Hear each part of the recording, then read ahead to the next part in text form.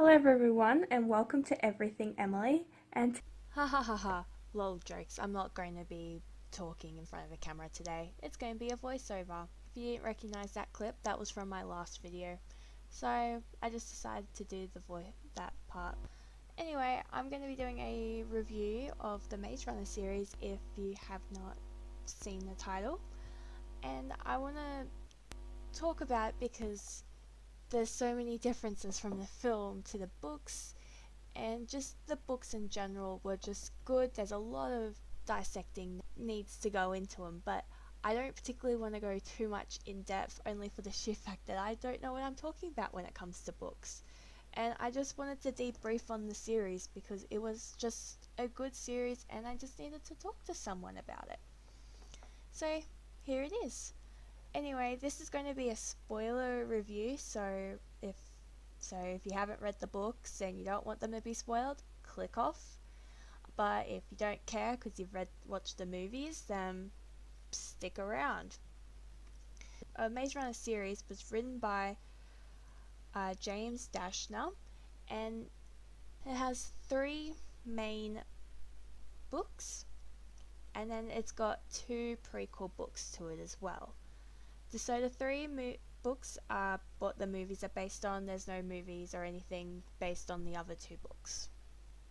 It would be interesting though to do the prequel on the fifth book, as it would have shown a more in-depth as to why Wicked did what they did, which you kind of feel guilty for the corporation, but at the same time you wouldn't, because you still see the evilness that they put onto these kids. Anyway, I just want to firstly talk about the first three books and what I thought about them. There were good and bad elements, and I understand why, like, in translating the book to the film, why it was different. Like, why some of the themes were quite different, because it would have been very hard to put these elements into a film, especially when they had no outcome for the end of the film. Some of the themes, such as, like, Thomas and Teresa, the two main characters, having telepathy, which just seems really out of place for the book, as like it was yeah, it's based on a futuristic society, but it's just something that they never really go into, and it just seemed more of like a convenience of telling two of the main characters something rather than helping the plot move. It was just something that really didn't really need to be in the book, I felt like. Though when I read the fifth book, I understood why the telepathy was in there, only because of the conditions in which Thomas and Teresa were raised in. And I just really just understood that part a lot more. Though in the main books it had no purpose. Like, Wicked did not need to give him telepathy powers, because it just was not worth it, honestly. Like, there was no point to it. Though Wicked did have mind control, which was a bit yeah, I wasn't a huge fan of the mind control either, but it did it was put in place with a lot of the plot, though at towards the end it had no purpose. Just their Wicked's way of trying to slow the plot down in that sense. Because they just, yeah, with Thomas getting the implant out, they were just like, yeah, we're going to control you so you fight your way out of it. But yeah, they ended up getting it out anyway, so it was yeah, it was just something to slow the plot down. It wasn't much to. Yeah, the fifth book, as I was saying before, was really good. Like, in some way it was really weird because it didn't have much of a plot. It was just more of a backstory. The majority of the plot, like the maze, for instance, the creation of the maze, like, it wasn't very present. It was just that Thomas was there just doing work. They never went into too much depth about it. Though, like, Thomas did, like, find out about how Wicked started the flare and how it was used. So yeah, so that's like kind of more stuff that kind of, it was like, it made you think, what if Thomas decided to get his memories back? Like, he would have found all this out. And even then, I won't spoil the endings of the book because those, yeah, especially the fifth book, because it makes you really, really want to reread the book series again, to read it in a different perspective.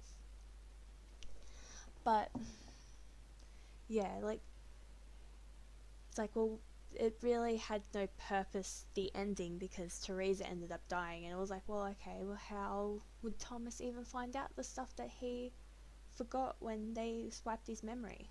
Because he was the only one, him and Teresa were the only two that knew about what was going on. Even then, Teresa was a part of the experiment where they were testing the flare. And because she never got the flare, they decided to run through with with using it on a more national level. And this is where the fourth book came in. The fourth book more so focused on the flare and how it came about, which was quite interesting, though it's not a really needed book. The end of the book and the beginning of the book were quite related to the actual book series, because that mentions Thomas and Teresa, and through the book, Teresa is actually in the book series. So, and she's the only character from that that's in that book series, and pretty much how she survived and getting to Wicked, because her story was quite unique compared to others, I'd assume. So yeah, some differences that they had. The main one was particularly with the Death Cure one.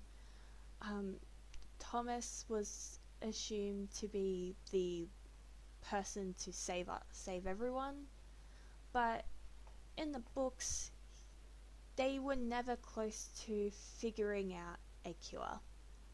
They were never close. They thought by dissecting Thomas's brain that they would end up getting answers, but they realized that it was too late to find answers by the time that Thomas got to this final stage of the trials.